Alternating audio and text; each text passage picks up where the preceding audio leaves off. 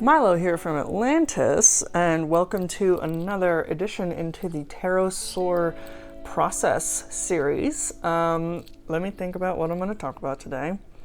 So first off, this is me painting a direwolf skull that I took my own photo of at the Museum of Natural History in Albuquerque, New Mexico. I took this photo on my birthday when we went and visited because I was trying to find some more materials for painting reference for this book.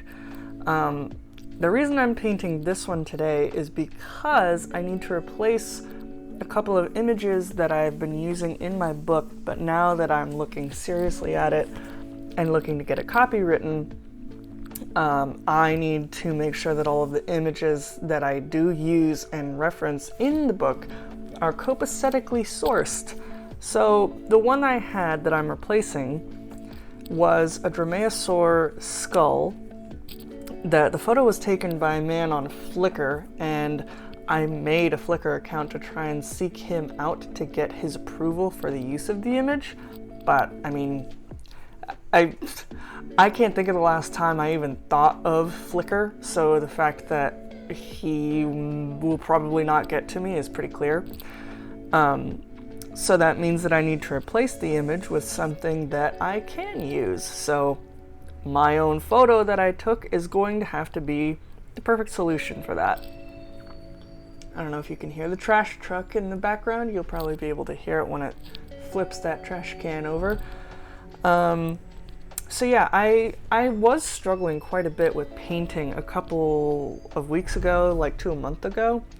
And for whatever reason, so I'm correcting my posture. And I think that changing my shrimp body to a non-shrimp body posture, especially when I've learned to draw that way for most of my life, kind of threw my hands for a loop. And pushing my shoulders back and correcting my forward neck leaning shrimp posture. So it felt really good to kind of get back in the saddle with this one and actually feel good while painting, and I kind of knocked this out pretty quickly actually. I'm pretty proud of not only how fast I managed to get it done, and how well I feel like it came out.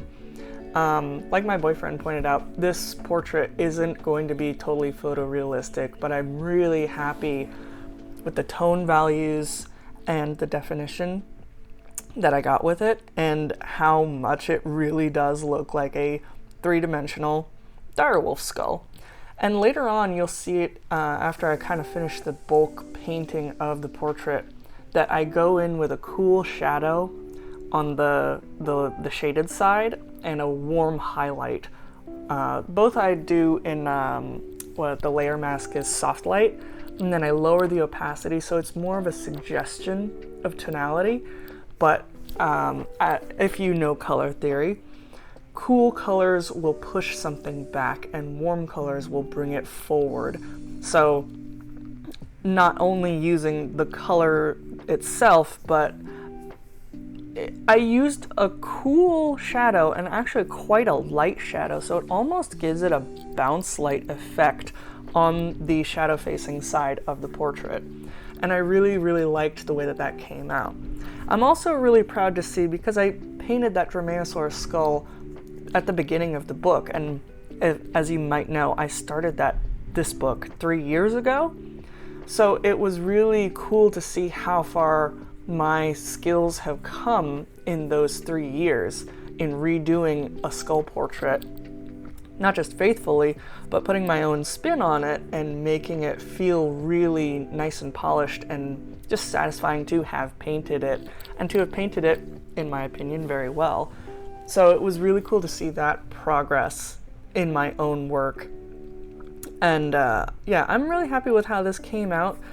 So I don't feel too bad about having to replace that portrait in the beginning of the book. You can see here I'm adding that defining line, and it makes it a little bit more cartoony and adding like a line art aspect to it. But in my own brain, because I came from a line art background, mostly, it ties everything together in a way that I find really satisfying. I'm still working on my skills with lost edges and soft edges and hard edges, But all in all, I'm really happy with how this portrait turned out. There you can see I'm working on, that's the warm highlight, and I go with a darker shadow, but I realized that I wanted it to be cool and well lit instead of kind of desaturated in the dark. So here I'm replacing it on the page.